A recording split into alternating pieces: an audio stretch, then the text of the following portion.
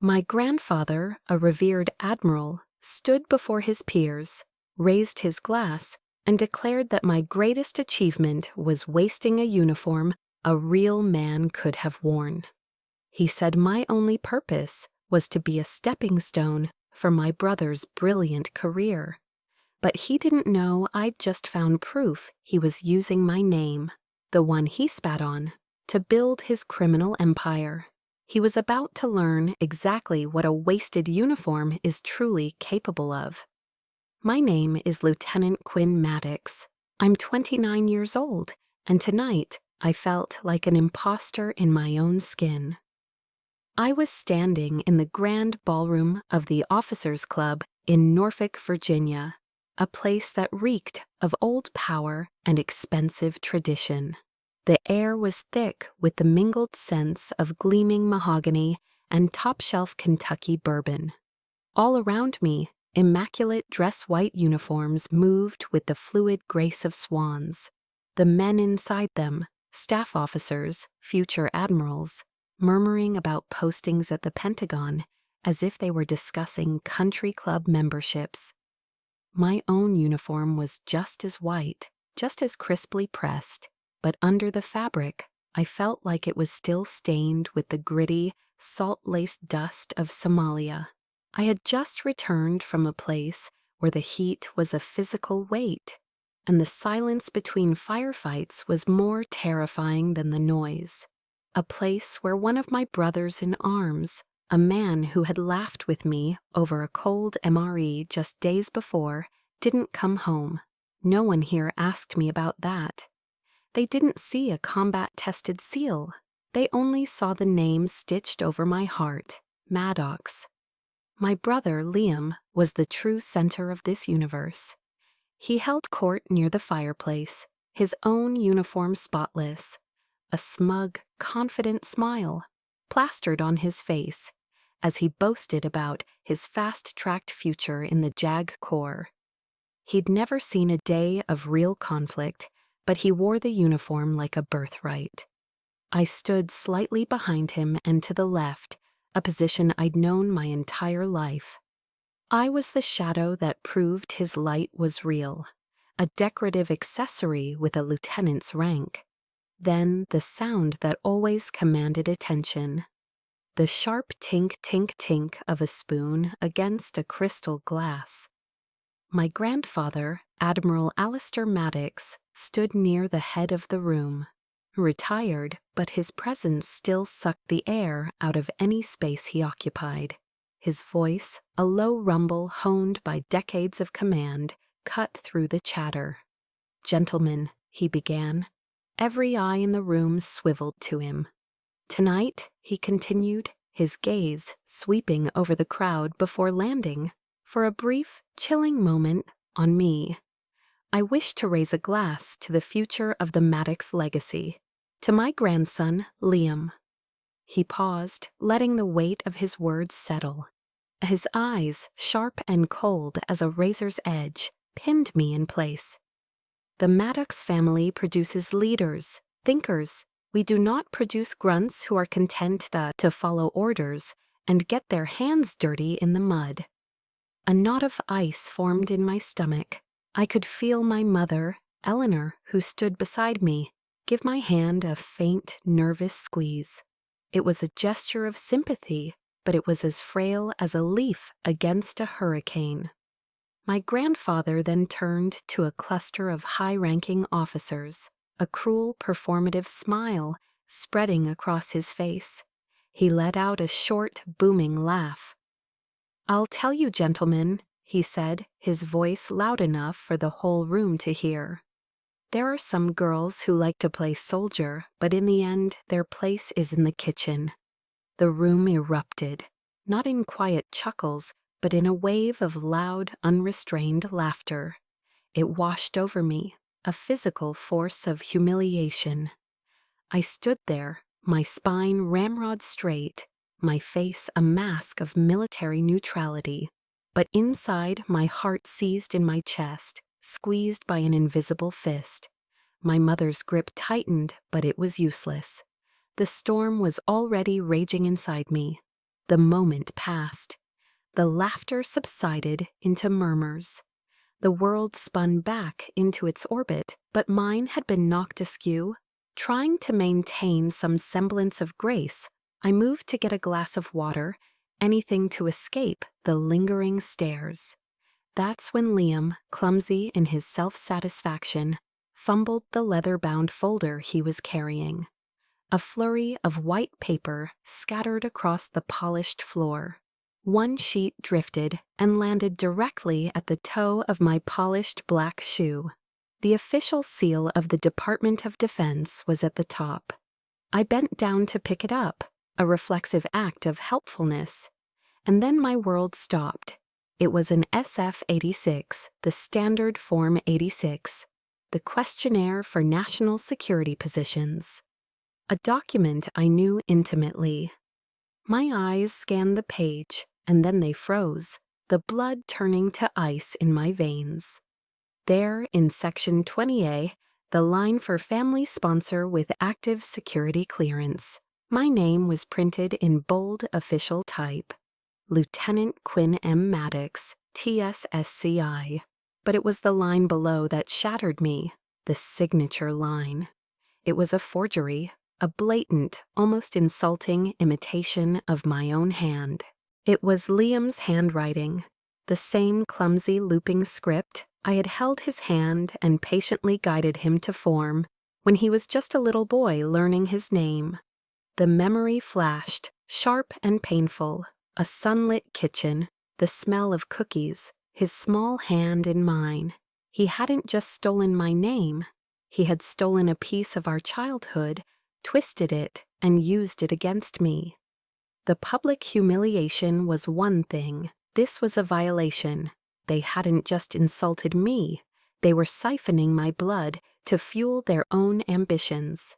His roar echoed, not in the ballroom, but in the very scars he'd carved into me since I was a child. That forged signature on the SF-86 was a key, unlocking a room inside my memory I rarely visited, a museum of slights and hurts, each one carefully preserved in the dust of my childhood. The Admiral's roar in the Officers' Club wasn't a new wound, it was merely the grand reopening of an old exhibition. My mind drifted back to a Thanksgiving when I was 15, at our family's sprawling estate in Charlottesville, Virginia. I remember the morning air, crisp and cold, with the sharp scent of November, drifting through the open windows of the old farmhouse. It was the day of the traditional Maddox hunt, a rite of passage. According to a century of tradition, this was the year the Maddox boys, my brother Liam, would be taken by my father and grandfather for their first deer hunt. I was ready. I'd been up since before dawn, dressed in my camouflage gear, my rifle cleaned and oiled. I could hit a tin can from 200 yards, a skill my maternal grandfather, a Marine sniper, had patiently taught me. I stood by the door, heart thrumming with a nervous, hopeful energy. My grandfather, Alistair, emerged from his study, smelling of coffee and authority. He looked me up and down, from my worn hunting boots to the eager expression on my face. A slow, condescending smirk spread across his lips. "The kitchen is a woman's hunting ground, dear," he said, his voice laced with amusement. "Your mother needs help with her famous apple pie." I stood frozen, the words hitting me like a physical blow. A moment later, my father placed the heirloom family rifle, a beautiful antique Winchester, into the hands of my brother, Liam. Liam, who flinched at loud noises and couldn't even load a magazine properly.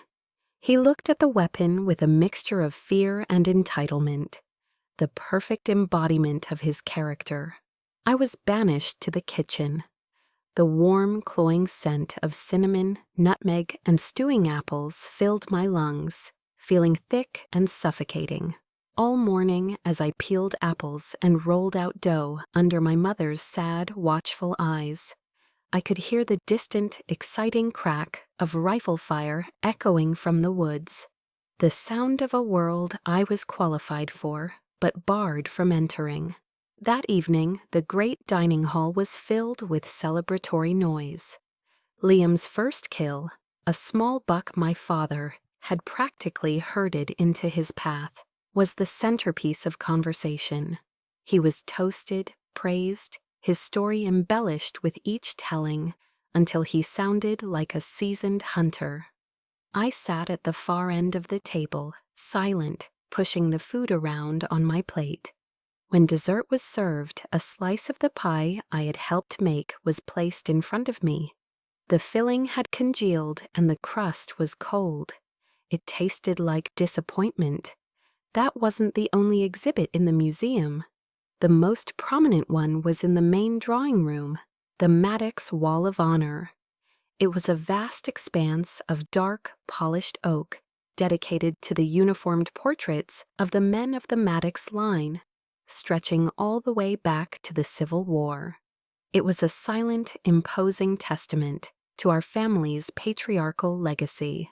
When I graduated from the Naval Academy at Annapolis, not just graduated, but did so with honors, my mother had been bursting with pride. She'd had my official portrait in my crisp dress whites, professionally framed. In a quiet act of rebellion, she had hung it in a small, empty space at the very end of the wall. It was her small way of saying, "She belongs here, too." The next time I came home on leave, the picture was gone. A cold dread coiled in my gut. I didn't ask, I just searched. I found it in the storage shed out back, tucked behind a stack of old gardening supplies. It was face down on a pile of yellowing newspapers, as if its very image was an offense. Later, I overheard my grandfather speaking to my mother in the hallway, his voice low but unyielding. "Eleanor, I told you, this wall is for warriors who forge a legacy, not for cogs in a machine." A cog in a machine. That's all my service meant to him. He didn't see a naval officer. He saw a statistical error, a flaw in the system created by gender equality policies he so openly despised. My achievements weren't a source of pride. They were an inconvenience to his perfectly curated narrative. The nights after that were long and silent. I felt a loneliness so profound, it was like a physical ache. Then, one evening, there was a soft creak of my bedroom door. My mother slipped into the room, a shadow in the moonlight. She didn't say much. She knew words were useless against the fortress of my grandfather's will. Instead, she pressed a worn, paperback book into my hand. I looked at the cover. It was a biography of Amelia Earhart. "She flew alone too, Quinn," my mother whispered, her voice barely audible. The world told her she couldn't, but the sky was still hers. She squeezed my hand and was gone as quietly as she came. That night, under the small beam of my reading light, I didn't just read a book. I found a kindred spirit. I read about a woman who refused to be defined by the low expectations of men, who charted her own maps and flew into storms everyone else ran from. She was a sister across time, her story a testament to the fact that you didn't need permission to chase your own horizon. In a small locked box where I kept my most important possessions, I had two secret treasures. The first was the brass compass my maternal grandfather had given me, its needle always pointing true north. The second was now this book. My grandfather's words had built walls around me my entire life, but the story of Amelia Earhart and the compass from a man who believed in me, they gave me a map to get over them. They wanted me in the kitchen. I decided I would own the ocean. My grandfather had sneered at the idea of me getting my hands dirty, of being caked in mud. He had no idea that mud, cold sand, and the biting salt of the ocean were the very elements of the forge I was running toward. They were the things that would burn away the last of the girl who hoped for his approval and temper the woman who no longer needed it. For me, the beaches of Coronado, California were no sunny paradise. They were a battlefield, and the enemy was the voice in my head that whispered I wasn't strong enough. The voice that sounded suspiciously like my grandfather. I learned to fight it at 4 a.m, submerged to my neck in the bone-deep chill of the Pacific. We called it surf torture, and the name was an understatement. The water was a living, breathing entity of cold that seeped into your marrow. The constant motion of the waves ground a slurry of abrasive sand and salt water into every chafe and cut on your skin until your body was a single, unified scream of pain. Badass, basic underwater. Demolition SEAL training was designed to break you. I watched bigger, stronger men who could lift twice their body weight, quit. They had relied on brute muscle, and when that failed, they had nothing left. I didn't have their raw power. I had to be smarter. I learned to use technique to find the perfect point of leverage. I mastered my breathing, turning the icy agony into a low, consistent hum in the background of my mind. I found a point of stillness in the center of the physical hurricane. One of our instructors, a man whose face was a roadmap of hard-won battles, used to bark at us. Your body can handle 10 times what your mind thinks it can. Stop listening to that weak voice in your head. I clung to that sentence like a life raft.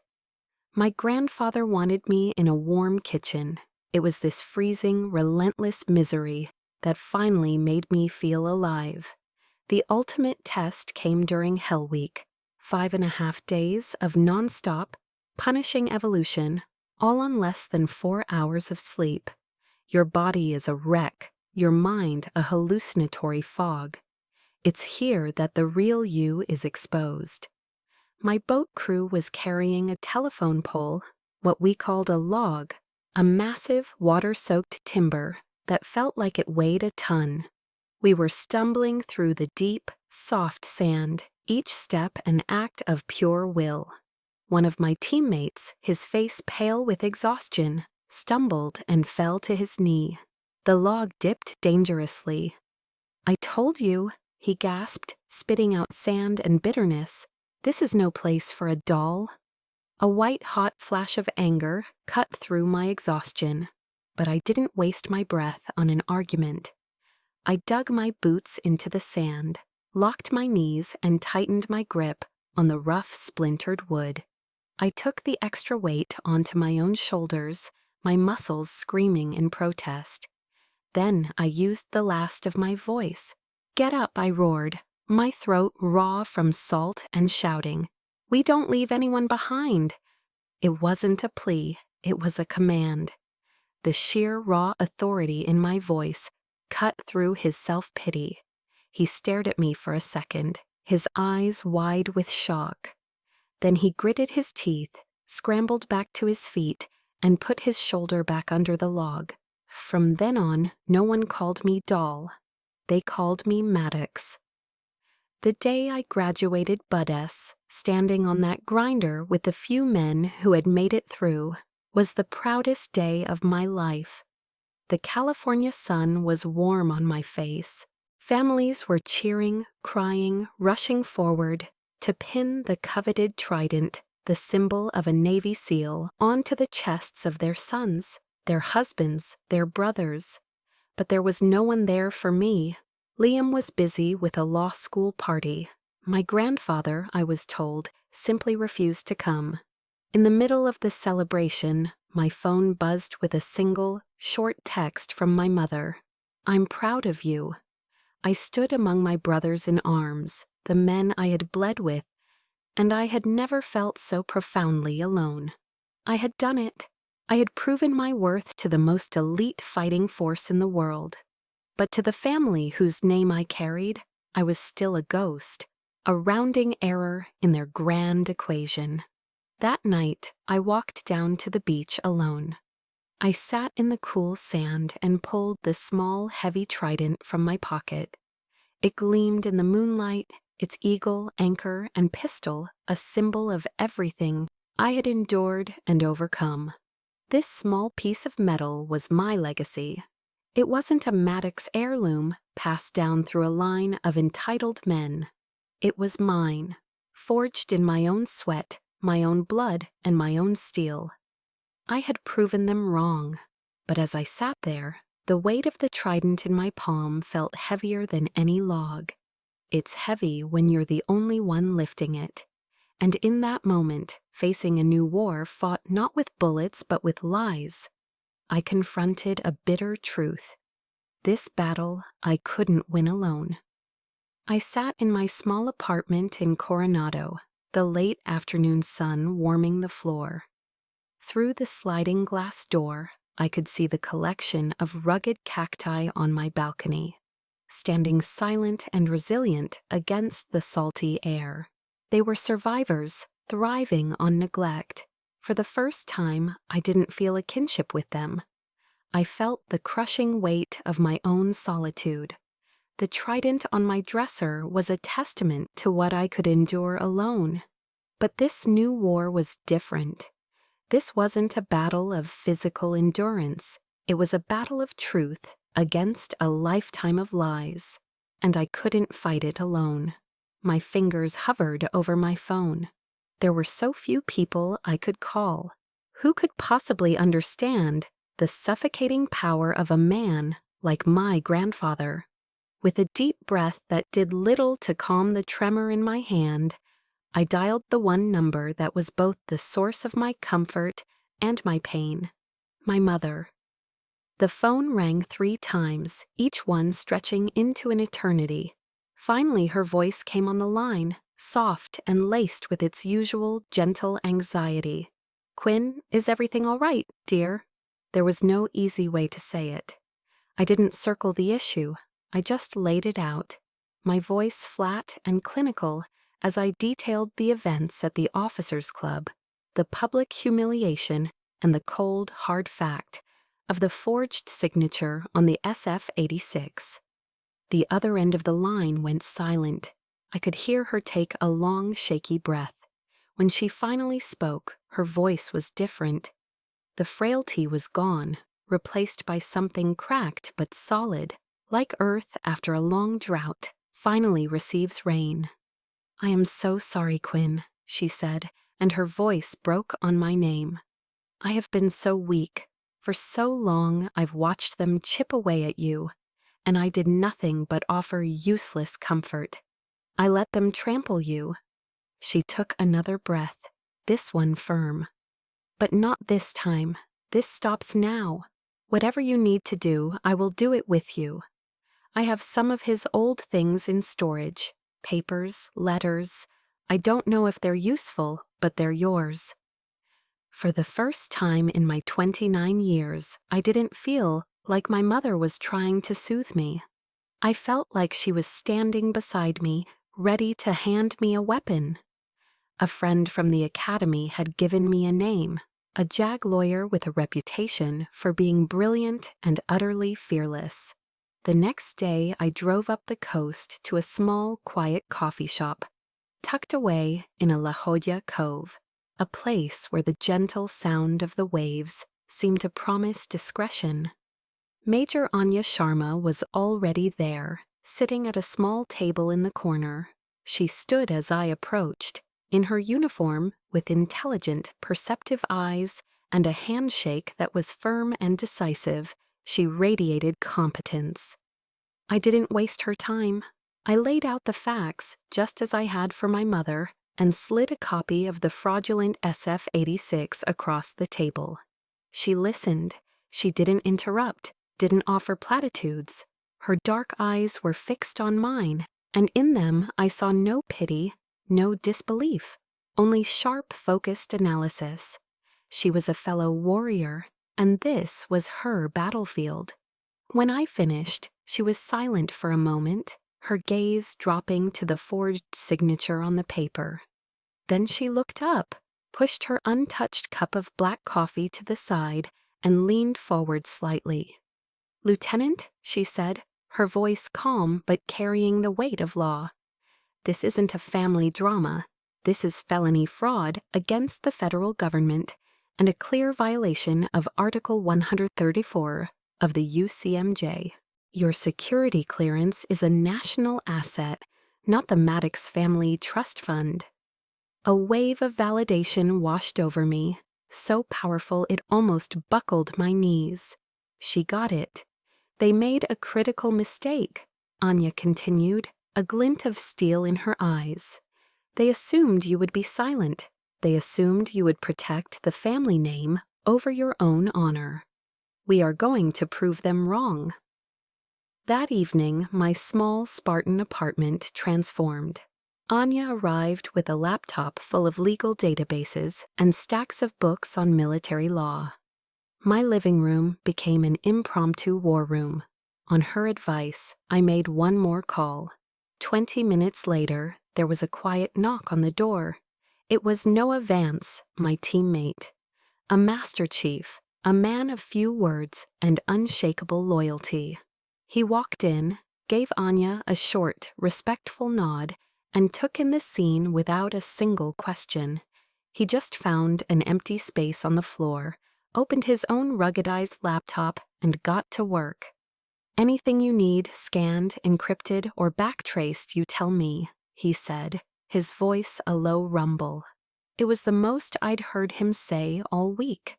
I looked at the three of us, Anya sharp and fierce, her mind a weapon, Noah silent and steadfast, his loyalty an unbreakable shield, and my mother, a new and unexpected soldier, gathering intelligence from behind enemy lines. This, I realized, was family. Not the one I was born into, defined by blood and betrayal. This was a family forged in a crisis, bound by loyalty, and united by a single, unwavering mission: justice. Anya looked up from her screen. "All right, we have a foundation, but to bring down a man like the Admiral, we can't just have a case. We need an airtight one." She tapped her pen on the table. "We need undeniable proof, anything related to documents, old computers. Did your grandfather ever ask you to do any work on his papers?" Anya's final question hung in the air of my small apartment. Long after she and Noah had left, "Did your grandfather ever ask you to do any work on his papers?" The question acted like a key, turning a rusted lock deep in my memory. And then it sprang open. The drive. It was a few years ago.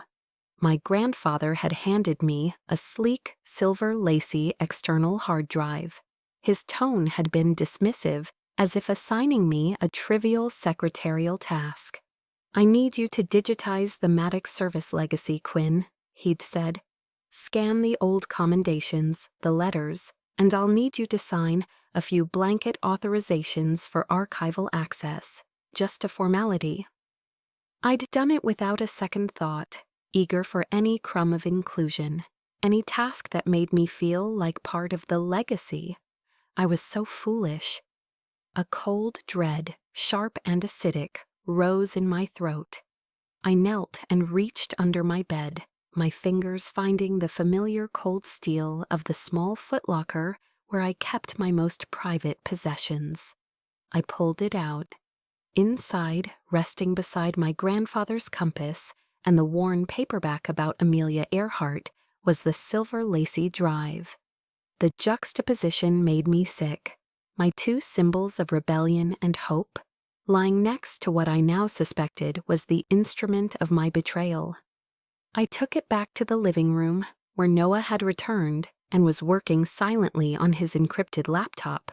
I handed it to him without a word. My hands were shaking. He took it, plugged it in, and a few moments later, a single folder appeared on the screen. The name was a cruel irony: Maddox Legacy. Just as Noah's fingers flew across the keyboard, running decryption software, my phone buzzed on the coffee table. The screen lit up with a name I hadn't seen in months: Admiral Alistair Maddox. My heart hammered against my ribs. I looked at Noah, my eyes wide, and held up a single finger, then pointed to his laptop's microphone. He nodded once, his expression grim, and a tiny red light blinked on in the corner of his screen. I answered the call, my voice deliberately calm. "Grandfather." "Quinn." His voice was not the familiar roar of command, but something far more sinister, a smooth, syrupy tone of feigned concern. "I hear you've been stirring up some unpleasantness." I remained silent, letting the dead air stretch. "You know, family is the most important thing we have," he continued, his voice dripping with false wisdom. "Liam, he made a small, youthful mistake. A boy's ambition got the better of him. Surely you wouldn't let a little bit of a woman's pride destroy your brother's future? The honor of this entire family?" The audacity of it, the sheer calculated manipulation, took my breath away.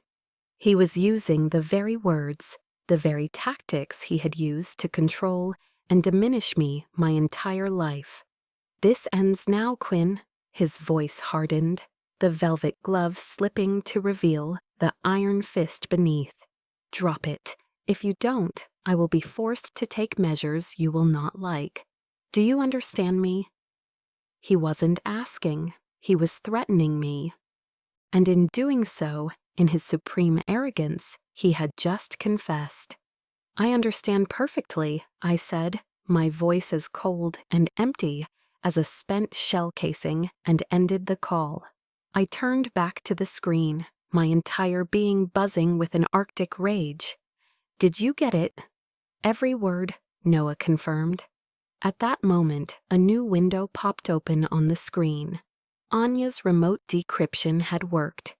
The contents of the Maddox Legacy folder were exposed, and my heart stopped. It wasn't a legacy of service, it was a spider web of greed. It wasn't just Liam's SF-86. There were folders within folders. I clicked open the first one. Inside were documents for at least 5 different defense contracts, all with private military companies I'd vaguely heard of. And attached to each one, like a stamp of approval, was a scanned copy of a document bearing my name, my rank, and my TS-SCI security clearance code. My top-secret sensitive compartmented information clearance, earned through years of rigorous vetting and proven trustworthiness, was being used as a golden ticket, allowing these companies to bypass the most stringent background checks for lucrative government contracts. My blood ran cold. This was bigger than Liam. This was bigger than anything I could have imagined. Then my eyes fell on one name in particular. A company called Aegis Dynamic Solutions. I recognized it. My finger, trembling now, clicked open the file. It was a multi-million-dollar contract to supply next-generation surveillance drones to SOCOM, Special Operations Command, to my command. The air left my lungs. They were making millions of dollars off the back of my honor, my service. The drones my brothers in arms were relying on in the field, the technology they trusted with their lives, was being supplied by a company that had secured its contract using my stolen identity. Every single sacrifice I had ever made, every freezing night, every grueling mission, the friends I'd lost, the blood I'd shed, had been monetized. They hadn't just stolen my name. They had taken the most sacred part of me, my oath to my country and my brothers, and sold it to the highest bidder. A rage so pure and so profound filled me that there was no room for anything else. There were no tears. There was no shouting. There was only a cold, silent, and absolute certainty. I turned to my own laptop, my movements precise and deliberate. I opened a secure email client, addressed it to Anya, and typed 2 words into the subject line. "We got them." I hit send. War had been declared. The discovery of the hard drive left a layer of ice in my veins. I spent the night in a state of controlled, simmering rage, the facts of their betrayal replaying in my mind like a mission briefing. But the full, unrestrained fury didn't hit me until the next morning. It didn't come from a memory or a document. It came from a simple text message. It was from an old teammate, a screenshot with no comment. I didn't need one. The image filled my phone's screen. It was my brother, Liam, on Instagram. He was standing on a pristine white sand beach in Maui, the turquoise water impossibly blue behind him. He was grinning, tanned, holding up a fancy cocktail with a pineapple wedge on the rim. He was surrounded by a laughing group of his equally smug-looking friends. And below the picture, the caption, written for the whole world to see, "Hard work pays off. Grateful for my family's support." My blood didn't just run cold, it stopped. It froze solid in my veins. My gaze drifted to the date stamp on the post, June 14th, today. Today was the anniversary of the day Sergeant Tom Axe Jensen died in my arms in the Somali dust, a piece of shrapnel in his chest. Today was the day I sat alone in my quiet apartment, remembering the sound of his last breath, honoring his sacrifice. And my brother, the man whose future was being funded by the perversion of that very sacrifice, was working hard by sipping a Mai Tai in paradise. The insult was so profound, so utterly desecrating, that it broke through the discipline and control I had spent a lifetime building. This wasn't just a betrayal anymore. This was a desecration. The cold rage melted into a white-hot inferno. My hands moved on their own, my thumb finding Liam's contact information. I didn't hesitate. I pressed the call button. He answered on the third ring, his voice thick with sleep and irritation. "What is it, Quinn?" I didn't waste time on greetings. "You're in Hawaii?" My voice was a blade of ice. "Yeah, so?" he mumbled, a note of annoyance in his voice. I needed a break. A break. The word came out as a low growl, a sound I didn't recognize as my own. "Is that what you call it? Today is the anniversary of Axe's death. Do you have any idea how he died, Liam? He died so that entitled cowards like you could sit safely in your law offices and take breaks in Hawaii. Do you have any idea where the family support you're so grateful for comes from?" I was practically yelling into the phone now. "It comes from our blood, from the blood of men like Axe." The other end was silent for a beat. Then a confused, stuttering voice. What are you talking about?" "You'll find out soon enough," I said, and I disconnected the call, the finality of the click echoing in the silent room. I couldn't breathe. I bolted from my apartment, driven by a primal need to move, to run. I hit the pavement and ran toward the ocean, the hard rhythm of my feet on the concrete, the only thing keeping me grounded. The wind coming off the Pacific whipped at my face, but it did nothing to cool the fire raging inside me. My run ended at the foot of the Navy SEAL Memorial on the Coronado shore.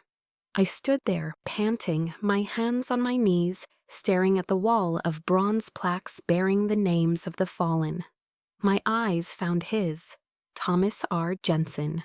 They had died for something, for honor, for their country, for the man next to them, and my family, my own blood, had turned that sacred sacrifice into a business transaction, a punchline. How much can one person take before they break? How many times can you let them trample on everything you hold sacred before you decide that silence is no longer an option, but a betrayal in itself? I closed my eyes, and a memory of my grandmother surfaced, her voice reading from her worn King James Bible on a Sunday afternoon, a verse she had made me memorize, Isaiah 41:10. "So do not fear, for I am with you. Do not be dismayed, for I am your God. I will strengthen you and help you." In that moment, Standing before the names of the dead, a profound clarity washed over me. The decision was made. The debate was over. I would not just expose them. I would tear down the entire rotten empire they had built on a foundation of lies and dishonor. I pulled out my phone, my hand now perfectly steady. I scrolled to Anya's number. "Major," I said when she answered, my voice terrifyingly calm. "It's time to attack." My call with Anya acted as a starting pistol. The raw, explosive anger of the previous hours began to cool and solidify, transforming into the cold, sharp focus of a mission. The grief was still there, the rage was still there, but now they were fuel. And I was about to channel that fuel into a very precise engine of destruction. One of my BUDS instructors used to scream at us, "Plan your mission, execute your mission." That's exactly what I intended to do. My apartment became a command center. The cheap whiteboard I normally used for grocery lists was now covered in flowcharts, names, and arrows drawn in black and red marker. It looked like the planning board for a raid. Anya, Noah, and I were its command staff. "Our primary target is not Liam," Anya said, her voice sharp as she circled my grandfather's name with a red marker. The color seemed to bleed on the white surface. "He's just a pawn, a useful idiot. The king is Admiral Alistair Maddox and the network of defense contractors he's been cultivating. We have to hit him where it hurts the most, his reputation and his finances." The strategy felt strangely familiar. It was mission planning, pure and simple. We broke it down into 3 phases. Phase 1, consolidate evidence and secure a corroborating witness. Phase 2, direct confrontation and record a confession. Phase 3, simultaneous submission of the entire case file to the Naval Inspector General and the Department of Justice. It was intelligence gathering, direct action, and exfiltration. I knew this playbook by heart. Our intelligence gathering began with the hard drive. As Anya and Noah dug through encrypted folders, one name kept appearing in the metadata of the most sensitive documents: Corporal Kenji Tanaka. According to his file, he'd been my grandfather's personal clerk, his paper pusher.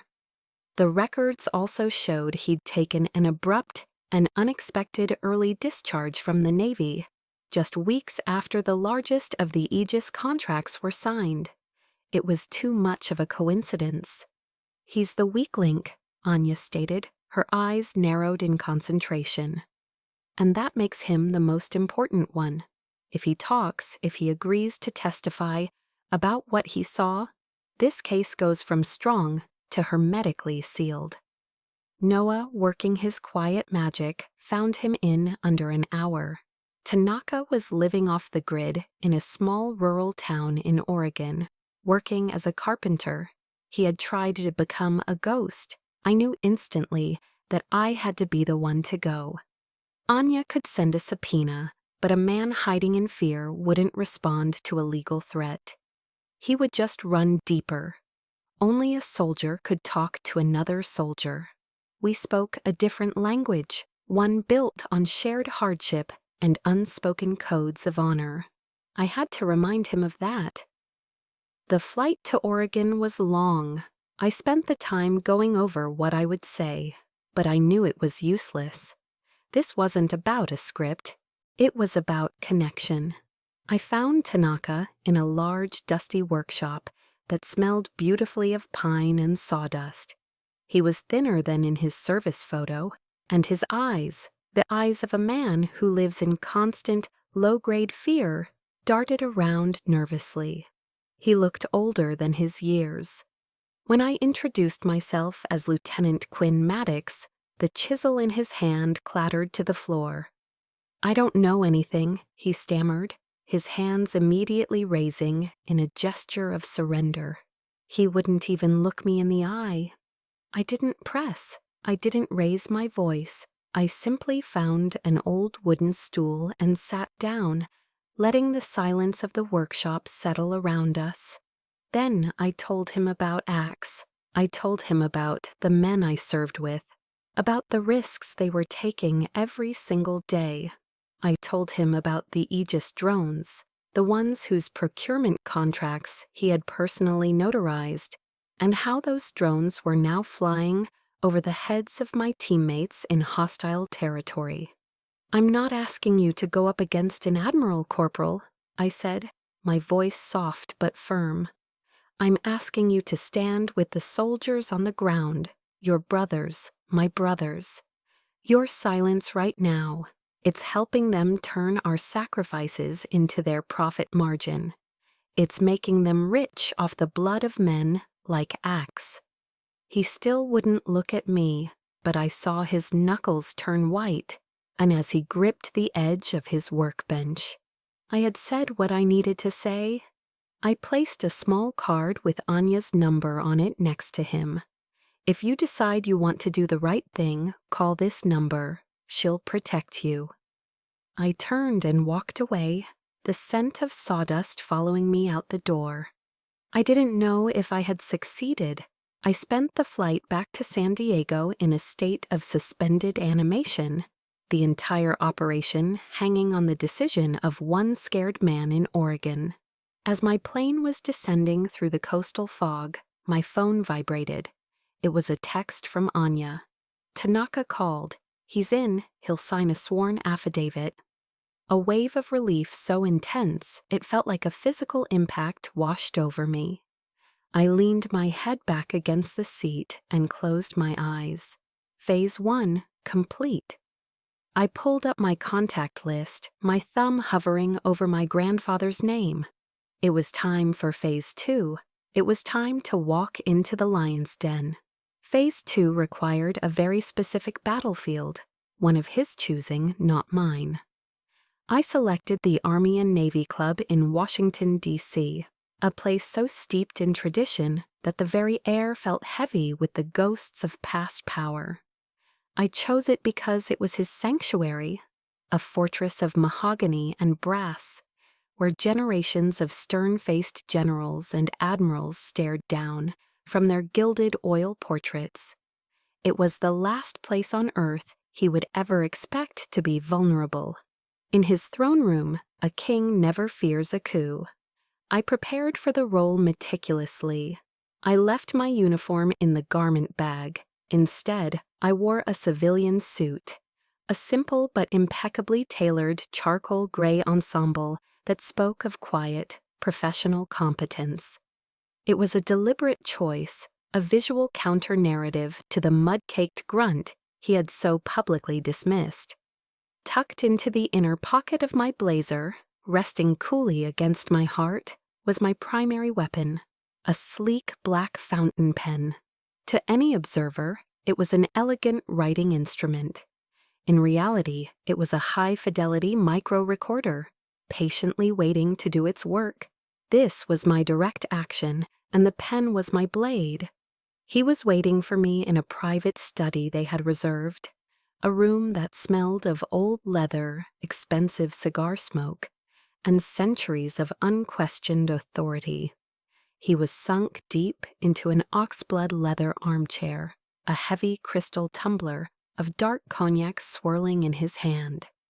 The low light from a single green-shaded desk lamp cast long, imposing shadows, making the room feel like a cave and him, the creature at its center. He watched me as I crossed the thick Persian rug, his eyes glinting with a predatory amusement, the look of a cat watching a mouse wander into a trap. "Well, well," he began, his voice a low, condescending rumble that vibrated through the quiet room. "The puppy has grown some teeth, has she?" This was the opening salvo. I had anticipated it, drilled for it. My training taught me to never meet an opponent's strength head-on. His strength was aggression. His weakness, the fatal flaw in his armor, was his monumental arrogance. That was my target. I didn't raise my voice. I didn't square my shoulders. Instead, I let them slump, just slightly. I allowed a carefully crafted flicker of fear and confusion to cross my face. I became, for one last time, the granddaughter he always believed me to be. Weak, uncertain, and desperately in need of his patriarchal guidance. "Grandfather, I don't understand," I began, my voice pitched to sound shaky, fragile. "Everything is getting so complicated. Liam said I just needed to sign some papers, something about the family archives. Now there are lawyers calling me. I'm scared, Grandfather. I'm scared I'm going to get in trouble." It worked perfectly. I watched his entire posture change. The hard, suspicious lines of his face softened, replaced by a mask of profound, patronizing self-satisfaction. He had been expecting a fight, a foolish, emotional outburst. My apparent submission was a balm to his ego, a confirmation of his own superiority. He was in control. There, he said, his voice taking on that same syrupy, manipulative tone he'd used on the phone. He gestured with his glass toward the chair opposite him. "Don't you worry your pretty little head about it. I have taken care of everything. All you need to do is be quiet." He leaned back, the leather groaning under his weight. "It's about strategy, Quinn, a concept that is perhaps beyond your pay grade. This world doesn't run on fairness. It runs on power and influence. It always has." He paused, taking a slow sip of his cognac, savoring the moment, savoring his own lecture. "Your name, your clearance, they have value. They are assets, and I have leveraged those assets to strengthen this family's position for generations to come. Frankly, you should be proud to have played your part." This was it. The moment of truth. The final approach to the target. I summoned a tear to the corner of my eye, a masterful touch of stagecraft I didn't know I possessed. I let my lip tremble. "But it was fraud, wasn't it, Grandfather?" I asked, my voice a broken whisper, laced with the tremor of a terrified child who has just realized the world is a dark and dangerous place. He threw his head back and laughed. It was not a warm, familial sound. It was the cold, sharp bark of a predator that knows it has cornered its prey. It was a sound of absolute victory. "Fraud," he scoffed, dabbing at the corner of his eye with a silk pocket square. "That's a word for the weak, Quinn. For victims, I call it leveraging assets. Your security clearance, my dear, is an asset of the Maddox family. It belongs to this family, just as the farm in Virginia or the house here in D.C. belongs to us. I built this name, this legacy, with my own two hands, and I have every right to use every tool at my disposal to maintain it."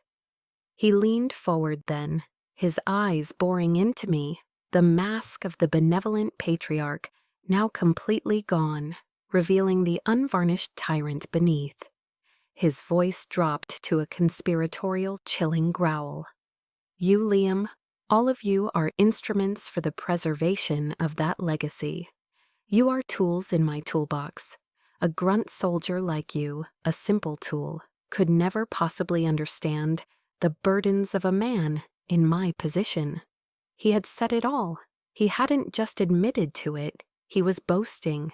He believed it was his divine right. He saw me as nothing more than an object, a piece of property. The final piece of evidence was secure. I let the silence hang in the air for a 3 count, letting his words fully saturate the recording, letting them etch themselves into digital permanence. Then I slowly rose to my feet. I straightened my jacket, and as I did, the frightened lost girl I was playing evaporated. The slump in my shoulders vanished, replaced by the ramrod-straight posture of a naval officer. The fear in my eyes was replaced by a cold, calm emptiness. I reached into my blazer, and he watched, a flicker of confusion clouding his features. I pulled out the fountain pen.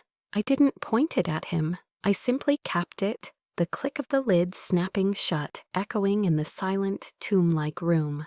Then I placed it back in my inner pocket. "Thank you, Admiral," I said. My voice was perfectly level, devoid of all emotion, as clear and cold as a winter morning. "You just signed your own conviction." The self-satisfied, arrogant smirk on his face froze, then collapsed. His eyes widened, the pupils contracting, as the meaning of my words, the click of the pen, the sudden, terrifying transformation in my demeanor, all slammed into him at once. The king, in his own throne room, had just been checkmated. And he finally realized he had been playing against a grandmaster all along. I walked out of the Army and Navy Club and into the cool Washington, D.C. night, feeling strangely hollow. The adrenaline from the confrontation drained away, leaving behind a profound exhaustion. The victory didn't feel triumphant. It felt heavy, like the silence after an explosion. The Admiral, however, was not a man to accept defeat quietly. His retaliation was swift and vicious. By midnight, his Plan B was in full effect. The attack came not from a direct confrontation, but from the insidious world of anonymous sources and digital whispers. An article appeared on a prominent military affairs blog, a respected outlet many of my peers read daily. The headline was subtle but damning. "Concerns mount over decorated SEAL officers' stability." The article quoted unnamed sources close to the Maddox family, who expressed deep concern for my well-being. It insinuated that I was suffering from a complex and severe case of PTSD following my recent deployment. It painted my quest for justice as erratic behavior, a symptom of my instability, a potential threat to national security. They had taken the sacred wounds of my service, the invisible scars of war, and twisted them into weapons to use against me, to discredit me, to silence me. It was the most cowardly, despicable thing he had ever done. My phone rang. It was Anya. "I see it," she said, her voice a tight coil of controlled anger. "I knew he'd pull something like this. The last resort of a guilty man is to paint his accuser as insane." "What do we do?" I asked, my own voice sounding tired, distant. "Nothing," she replied firmly. "We let them scream into the void. This is a temper tantrum. They're showing their desperation. We won't respond with a press release. We'll respond with a federal indictment. Let them have the blogs. We're taking the courthouse." Her confidence was an anchor in the storm. But the real turning point came the next morning. My mother called. Her voice wasn't the familiar, fearful whisper I had known my whole life. It was clear and strong, humming with a righteous fury I had never heard before. "I saw the article, Quinn," she said, no preamble. "Your grandfather, he's gone too far. This is not about honor anymore. This is just cruelty." I heard the rustle of papers on her end of the line. "I'm not going to be silent anymore. I'm writing a sworn statement for Anya. I'm going to tell them everything, about the hunting trip, about the wall of honor, about every time he belittled you and every time your father stood by and let it happen. I will let the whole world know who is truly unstable in this family." A lump formed in my throat. It was in that moment that I knew, with absolute certainty, that we had won. The fire my grandfather had tried so desperately to extinguish in me hadn't died. It had spread, and it was about to burn his entire, rotten empire to the ground. That night, back in my apartment, I sat alone in the quiet darkness, the city lights of San Diego glittering below. The adrenaline was gone. The anger had cooled. All that was left was a vast, quiet space of grief and resolution. I picked up my phone and opened my contact list. My thumb scrolled down to 2 names, grandfather, Liam. They had been in my phone for years, remnants of a foolish, persistent hope that one day a call from them would be different. That one day I'd get the apology, the acknowledgement, the love I had once craved. But I knew now that call would never come. They were who they were. The poison was in the roots of the tree. I took a deep, steadying breath, and I pressed delete. A strange feeling washed over me, a bizarre cocktail of profound relief and a deep, aching sadness. It wasn't just deleting a phone number. It was the final act of severing a toxic limb to save the whole. It was the acceptance of an ending. It was me finally closing the door on the past so I could build a future where I, and I alone, decided who was allowed to walk through my door. A moment later, my screen still glowing in the dark, I tapped Add New Contact. I typed in a new name, a new ally, a new beginning, Anya Sharma. The case file we submitted, fortified by my recording, Tanaka's sworn affidavit, and my mother's powerfully damning testimony, wasn't a spark. It was an earthquake. The Department of Justice launched a full-scale investigation that rocked the foundations of the military-industrial complex. The fall of the House of Maddox wasn't a loud, dramatic explosion. It was the quiet, final click of federal prison doors shutting. Admiral Alistair Maddox was indicted for conspiracy, fraud, and abuse of power. Liam was charged with complicity and perjury. The news sent shockwaves through the military community. As expected, some called me a traitor to my own blood, a disgrace to the family name. But for every one of those voices, there were dozens of others. Quiet emails and messages flooded my inbox, mostly from other women in the service, pilots, intelligence officers, Marines. They didn't offer pity, they offered solidarity. One simply said, "Thank you for giving us a voice." It turned out my actions had an unforeseen consequence. The Navy launched an internal review of its security clearance sponsorship protocols, a reform that became unofficially known in the Pentagon hallways as the Maddox Amendment. I had set out to reclaim my name and ended up changing the system. A few months later, after the media frenzy had died down and the dust had begun to settle, a letter arrived at my apartment. The return address was a federal penitentiary. It was from Liam. I opened it to find a single, hastily scrawled line on a piece of cheap paper. "I'm sorry." I read the words over and over, trying to find some weight in them, some flicker of genuine remorse. But there was none. They were just words, empty and offered far too late. They were the apology of a man who was sorry he got caught, not sorry for what he had done. That evening, I took the letter to the beach. Noah and Anya were there with me, and we had a small bonfire crackling in a fire pit near the dunes. The salt air was cool, the sound of the waves, a steady, peaceful rhythm. I looked at my chosen family, the steadfast soldier and the brilliant lawyer who had stood by me when the world turned upside down. I took Liam's letter, looked at it one last time in the flickering firelight, and then I dropped it into the flames. We watched as the paper curled, blackened, and dissolved into a wisp of gray ash that drifted up into the night sky. "Some things can't be fixed," I said quietly, more to myself than to them. Anya, sitting beside me, looked from the fire to me, her expression soft. "And that's okay," she said.